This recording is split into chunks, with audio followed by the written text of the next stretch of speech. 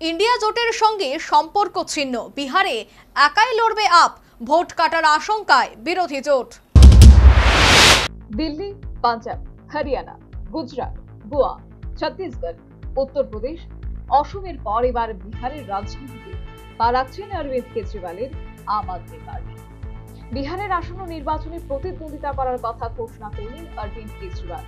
তাৎপর্যপূর্ণভাবে India জোটের শরিক হিসেবে নয়, বিহারে আপ লড়বে একাই।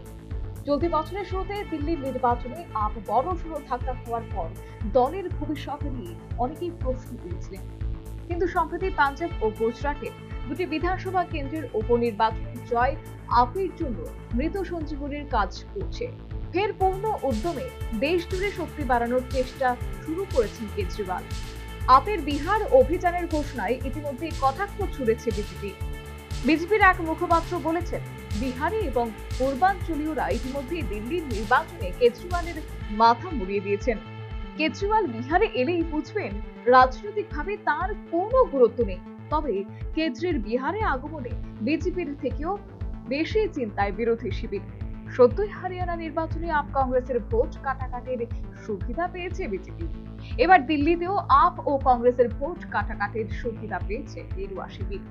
বিহারেও আপ এলে সেই বিরোধী ভোটে ভাগ বসানোর সম্ভাবনা, তাতে আখেরে ক্ষতি হতে পারে বিরোধী মহাজোটের। গুজরাটের গান্ধীনগরে সাংবাদিক বৈঠক করে আপ নেতা অরবিন্দ কেজরিওয়াল জানিয়েছেন, আমরা বিহারের আসন্ন নির্বাচনে লড়তে চলেছি। কংগ্রেসের সঙ্গে আমাদের কোনো জোট নেই। তাৎপর্যপূর্ণভাবে কেজরিওয়াল স্পষ্ট করে দিয়েছেন, ইন্ডিয়া জোট যেটা তৈরি হয়েছিল সেটা 2024 লোকসভা নির্বাচনের জন্য তৈরি হয়েছিল। আপ আর সেই জোটে নেই। এখন দেখার আসন্ন বিহার বিধানসভা ভোটে আপ দাগ কাটতে পারে নাকি ভোট কাটোয়া হিসেবে দেখা দেয়। National bureau report, news vanguard.